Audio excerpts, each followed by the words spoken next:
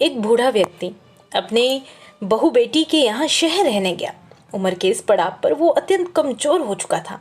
उसके हाथ कांपते थे और दिखाई भी कम देता था। वो एक छोटे से घर में रहते थे। पूरा परिवार और उसका 4 साल का पोता एक साथ डिनर टेबल पर खाना खाते थे। लेकिन बूढ़ा होने के कारण उस व्यक्ति को खाने में बड़ी दिक्कत होती थी। कभी मटर के दाने उसकी चम्मच से निकलकर फर्श पर बिखर जाते, तो कभी हाथ से दूध छलककर मेजपोश पर गिर जाता।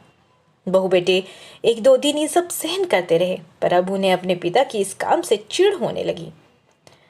लड़के ने कहा कि हमें इनका कुछ करना पड़ेगा। अरे ये क्या, बहू ने भी हाँ में हाँ मिलाई और बोली, आखिर कब तक हम इनकी वजह से अपने खाने का मजाक किरकिरा करते रहेंगे और हम इस तरह चीज़ों का नुकसान होते हुए भी नहीं देख सकते। अगले दिन जब खाने का वक्त हुआ तो बेटे ने एक पुरानी मेज को कमरे के कोने में लगा दिया।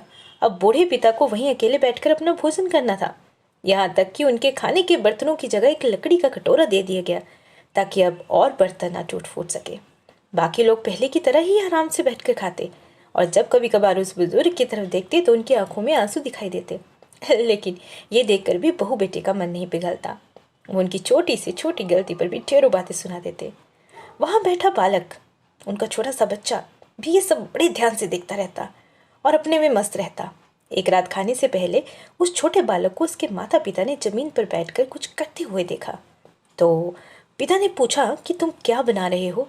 बच्चे ने बड़ी मासूमियत के साथ कहा, अरे मैं तो आप लोगों के लिए एक लकड़ी का कटोरा बना रहा हूँ, ताकि जब मैं बड़ा हो जाऊँ तो आप लोग इसमें खाना खा सके। और वो फिर से अपने काम में लग गया। पर इस बात का उसके माता पिता पर बहुत गहरा असर हुआ और उनके मुंह से एक भी शब्द नहीं निकला, मानो जैसे उसकी वो एक लाइन सब कुछ समझा गई हो। आंखों से आंसू बहने लगे। वो दोनों बिना बोले ही समझ चुके थे कि अब उन्हें आगे क्या करना है। उस रात वो अपने बूढ़े पिता को वापस डिनर टेबल पर लाए और फिर कभी उनके साथ वैसा अभद्र व्यवहार नहीं किया।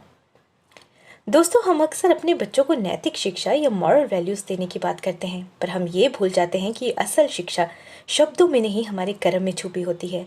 अगर हम बच्चों को बस ये उपदेश देते रहें कि बड़ों का आदर करो, सबका सम्मान करो और खुद इसके उल्ट व्यवहार करें, तो बच्चा भी ऐसा ही करना सीखता है।